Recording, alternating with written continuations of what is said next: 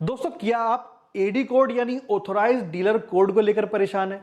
नहीं जानते किस फॉर्मेट में ये एडी कोड आपको अपने बैंक से लेना है?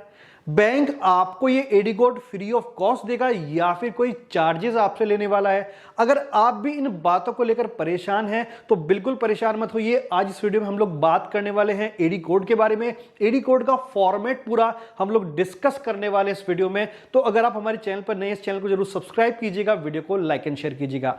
मैं तुषार गुप्ता स्वागत करता हूं आपका हमारे यूट्यूब चैनल एक्जिम विद्या पर, जिसके माध्यम से हम आपकी हेल्प करते हैं आपके एक्सपोर्ट इंपोर्ट बिजनेस को सेटअप करने में, ग्रो करने में और लीगल कंप्लायंसेस में। चलिए चलते हैं आगे और जानते हैं एडी कोड के बारे में।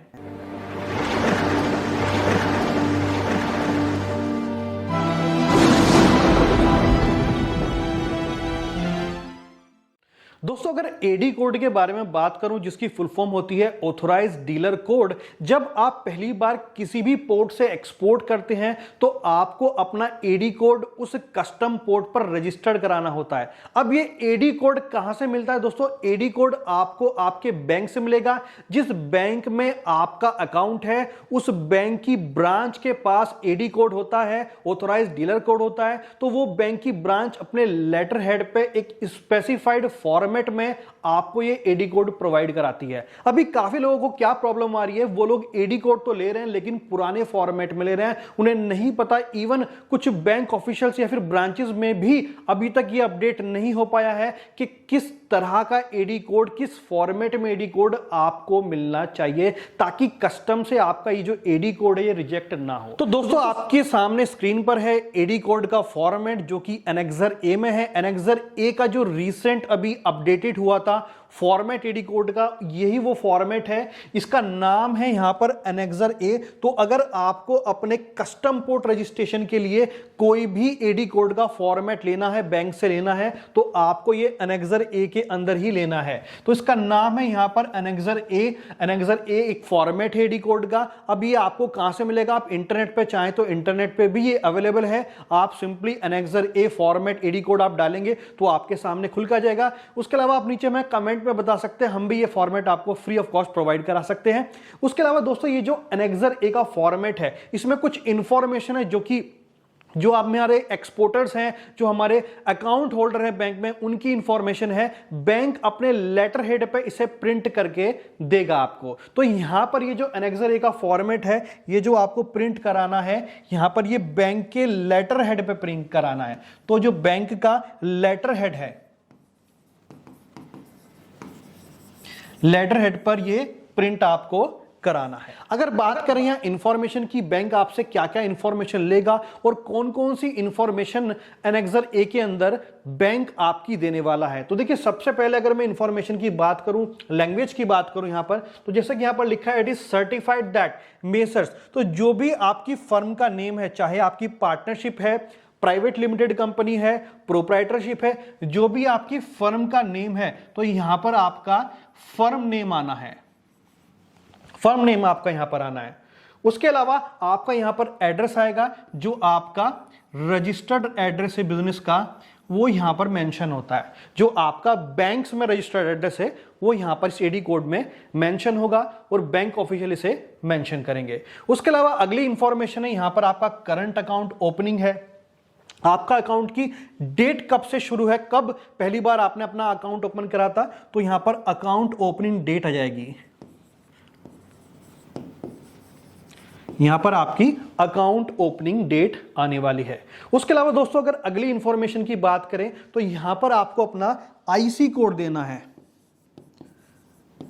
आपको जो भी आईसी कोड है वो आईसी कोड यहां पर आपको देना है, मेंशन करना है। तो ये पूरी इंफॉर्मेशन बैंक ऑफिशियल आपकी इस स्पेसिफाइड फॉर्मेट में, जिसका नाम एनेक्सर ए है, अपने लेटर हेड पे प्रिंट करके देने वाले हैं। उसके अलावा दोस्तों, आगे चलते हैं और जानते हैं अगली इंफॉर्मेशन के बारे में। यहां पर आपका जो फर्दर इंफॉर्मेशन है वो दी जाती है। फॉर एग्जाम्पल, आपका बैंक का अकाउंट नंबर क्या है, आपके बैंक का अकाउंट नंबर क्या है, वो यहां पर आपको मेंशन करना है, यानी कि आपके जो बैंक ऑफिशियल है वो मेंशन कर देंगे। उसके अलावा बैंक का जो एडी कोड है, ये 14 डिजिट का एक एडी कोड होता है, वो मेंशन होगा। आईएफएससी कोड मेंशन होगा आपके बैंक का। Name of the authorise signatory, अगर आप प्रोप्राइटर हैं तो यहां पर प्रोप्राइटर की इंफॉर्मेशन आ जाएगी, अगर आप पार्टनरशिप में हैं तो पार्टनर की इंफॉर्मेशन आएगी, और अगर आप प्राइवेट लिमिटेड आपने बनाई हुई है तो यहां डायरेक्टर की इंफॉर्मेशन आने वाली है। उसके अलावा दोस्तों यहां पर ईमेल, जो आपका रजिस्टर्ड ईमेल है, वो रजिस्टर्ड ईमेल यहां पर आएगा। उसके अलावा कॉन्टैक्ट नंबर आएगा, जो हमारे रजिस्टर्ड पार्टनर प्रोप्राइटर है या फिर डायरेक्टर है उनका कॉन्टैक्ट नंबर यहां पर आ जाएगा। उसके अलावा बैंक का क्या नाम है, जिस बैंक में आपका अकाउंट है उस बैंक की इंफॉर्मेशन यहां पर आएगी। तो यहां पर name of the bank, branch का नेम क्या है, वो ब्रांच की इंफॉर्मेशन यहां पर आपको देनी होती है। एड्रेस आएगा ब्रांच का, ब्रांच की ईमेल आईडी आएगी और ब्रांच का कॉन्टैक्ट नंबर आएगा। उसके अलावा name and code of issuing authority, जो भी बैंक ऑफिशियल इस एडी कोड पर सिग्नेचर करेंगे, इसको इशू कर रहे हैं, ये फॉर्मेट इशू कर रहे हैं आपको, उनका नेम यहां पर मेंशन होगा। एंड लास्ट में यहां पर जो भी बैंक ऑफिशियल है उनके सिग्नेचर हो जाएंगे। तो दोस्तों ये एक फॉर्मेट है एडी कोड का, इसका नाम है एनेक्सर ए। अगर मैं कलेक्टिवली आपको ये फॉर्मेट दिखाऊं कि किस तरह का ये फॉर्मेट रहेगा A4 पर, तो आप स्क्रीन पर देख सकते हैं ये इस तरीके का फॉर्मेट एक रहने वाला है एनेक्सर ए में।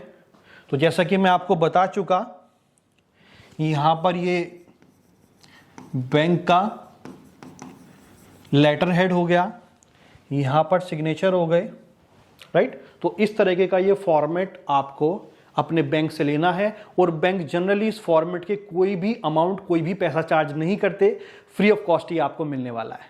तो अपने बैंक से इस एडी कोड को लेने के बाद अपना कस्टम रजिस्ट्रेशन करा सकते हैं। जिन लोगों के कस्टम रजिस्ट्रेशन रिजेक्ट हो रहे हैं फॉर्मेट की वजह से, इस फॉर्मेट के थ्रू उनका काम चल जाएगा। आई होप दोस्तों आपको कुछ वैल्यू मिली उस वीडियो से। मिलते एक नई वीडियो में नए टॉपिक के साथ, तब तक के लिए थैंक यू, शुक्रिया।